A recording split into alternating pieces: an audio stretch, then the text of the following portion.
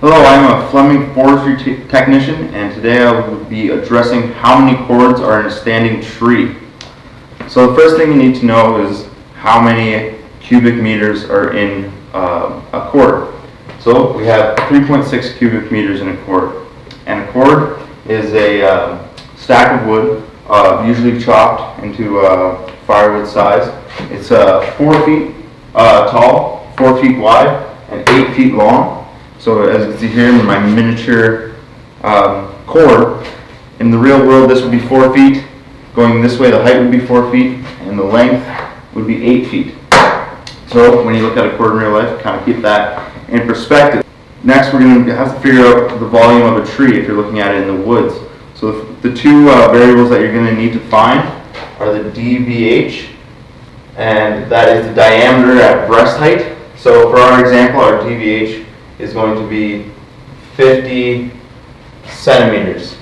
Alright? So the DBH is the diameter of the log. So going from this point to this point, usually measured on the outside of the tree before it's cut down. And the next thing we're going to need to know is the height of our tree, which for our example is going to be 30 meters. So there's a couple different ways to measure the height of the tree. First, you could drop it and measure it, you could climb it and measure it, or you can use a Cinto to measure the height of the tree using angulation. So now that we know this, the Ontario standard for lumber volume formula is volume equals the diameter squared times 0.7854 and then times the length, or the height, and that is all divided by 10,000. Okay, so now that we have our formulas and our variables, we just need to plug them in. So this would be equal to 50 squared times 0.785 times the 30 meters, all divided by 10,000. So I did my calculations, and what I found is for the cubic volume of this log that we have here, we had the DBH of 50 centimeters and the height of 30 meters. We come out with 5.8905 meters cubed.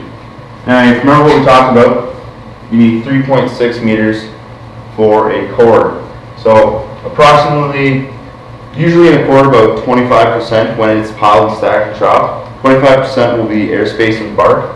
So looking at that, the 3.6 meters cubed will actually be a little more, but when it's stacked, it should come out to be exactly 3.6 meters volume in your pile when you chop it up.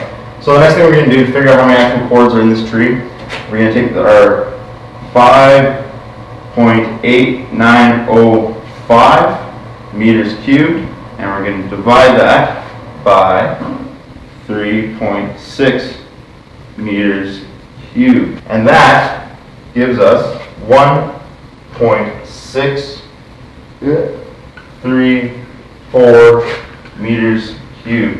So in this tree, which is quite a big tree, 50 centimeters in DBH and also 30 meters tall, this tree would give us 1.634 cords of wood. So a little over a cord. This will be a little taller than 4 feet by 4 feet by 8 feet long. But there you go, basic math to figure out how many cords are in a standing tree.